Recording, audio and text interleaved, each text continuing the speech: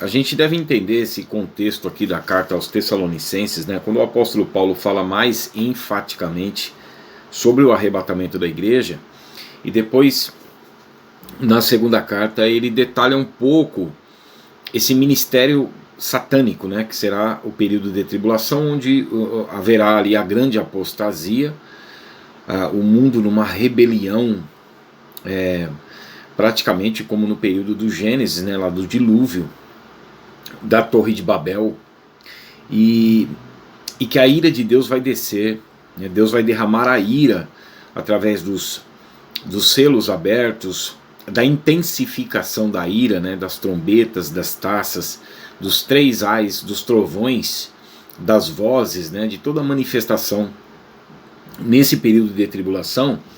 O apóstolo Paulo depois ele vem detalhando no capítulo 2 da segunda carta dos Tessalonicenses, porque na primeira ele fala sobre o arrebatamento e sobre esse período que haveria destruição por meio da manifestação, da teofania, né, da manifestação do próprio Deus. Já no início, quando houver o arrebatamento, nós temos que entender essa questão do alarido que Paulo fala em 1 Tessalonicenses capítulo 4, né, ele descerá dos céus com alarido, porque em 2 Coríntios capítulo 12, versos 1 a 3, o apóstolo Paulo fala que foi elevado ao terceiro céu. Então o apóstolo Paulo depois em 1 Tessalonicenses 4, ele menciona que Jesus descerá dos céus. Jesus descendo dos céus, ele vai pairar na atmosfera. A palavra diz em 1 Tessalonicenses 4 que a igreja sobe ao encontro do Senhor nos ares. Então no decorrer dos nossos vídeos a gente está falando sobre isso, do encontro da igreja com o Senhor nos ares, e aí Paulo depois vai falando na segunda carta, no capítulo 2, verso 1, que é com relação à nossa reunião com ele. Tanto que no capítulo 2, no verso 1, Paulo fala da reunião da igreja, né, da nossa igreja.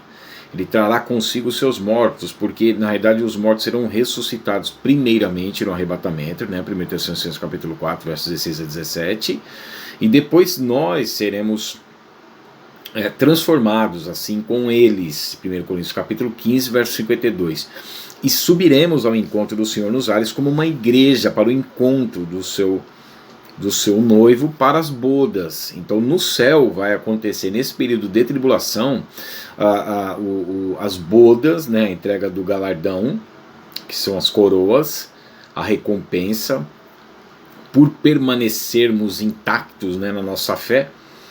Tanto que no capítulo 5, no verso 23, ele diz assim, que nós devemos conservar íntegros, né, a nossa fé, a nossa vestidura, a nossa caminhada com Deus, a nossa vida em santificação, a preservação dos textos bíblicos em nossos corações, porque no capítulo 2, no verso 1 até o verso 3, ele fala para a gente não demover da nossa mente com facilidade, quer por epístola, por palavra ou por espírito, qualquer outra pregação, algo escrito, ou seja, alguma revelação, seja lá o que for, nós devemos conservar íntegros. Por isso que ele fala, capítulo 5, verso 23 da primeira carta agora, ele diz assim, que nós devemos conservar íntegros corpo, né, a nossa prática, porque nós vamos comparecer perante o tribunal de Cristo, para prestar contas pelo que fizemos por meio do corpo, são as nossas ações, 2 Coríntios 5,10, esse é o bema, que é o tribunal de Cristo.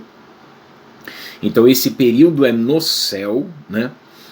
Por isso que Romanos 12, 1, 2 fala para que a nossa prática, né, o sacrifício por meio do nosso corpo, o dia a dia, a prática da palavra de Deus, a conservação dos textos bíblicos em nossa mente. Por isso que ele fala, devemos conservar o corpo, o sarx, né, o somã, íntegro, longe da prostituição, longe da corrupção e tudo mais, assim, bem como o espírito, né, que é essa renovação, essa disposição para andar com Deus, né?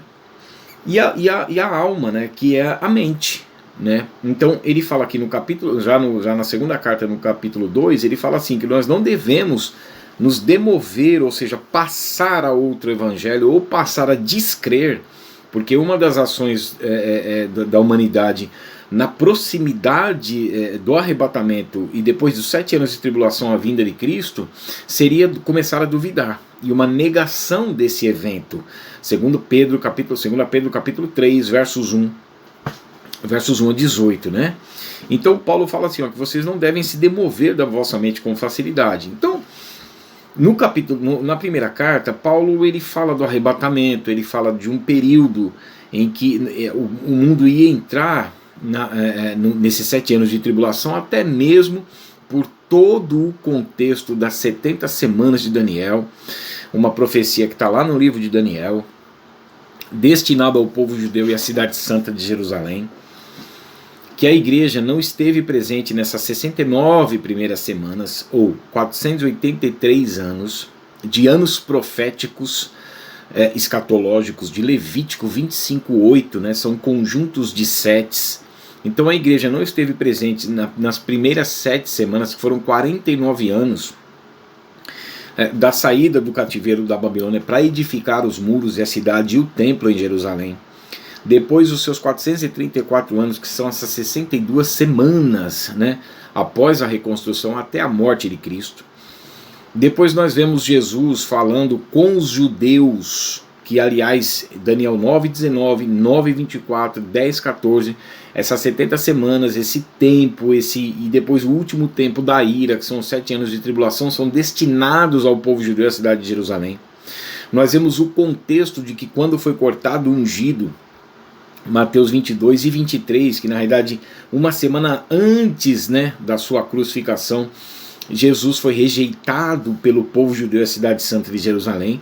Então ele lança uma profecia de maldição que se cumpre em 70 depois de Cristo, depois uma de prospecção de um reino futuro, e que nós vemos Jesus fazendo uma comparação, uma distinção, comparação escatológica, uma distinção de período de tempo de uma geração que secou e de um templo destruído, e de uma geração que viria a florescer e de um templo reconstruído, só que profanado até pelo contexto do seu retorno físico no Monte das Oliveiras, indo em direção ao Monte Sião, ao Monte do Templo, e com todo o contexto escatológico dentro disso que a gente está falando aqui. Não dá tempo de falar tudo isso. Então, quando Paulo fala aqui, e depois a gente vai falar sobre, especificando mais aqui, a carta dos Tessalonicenses, mas é só para a gente ir discorrendo isso nesses vídeos. A distinção escatológica, não de povo, só há salvação por meio de Cristo para todos, tanto o judeu quanto do grego, quanto de todos os gentios. Mas escatologicamente, de povo, a igreja foi introduzida à comunidade de Israel, os gentios que se tornam igreja, né? 1 Coríntios 10:32, gentios que se tornam igreja são introduzidos à comunidade de Israel. Efésios capítulo 2, verso 12 a 18. Feitos coparticipantes e co-herdeiros com Israel e não no lugar de Israel.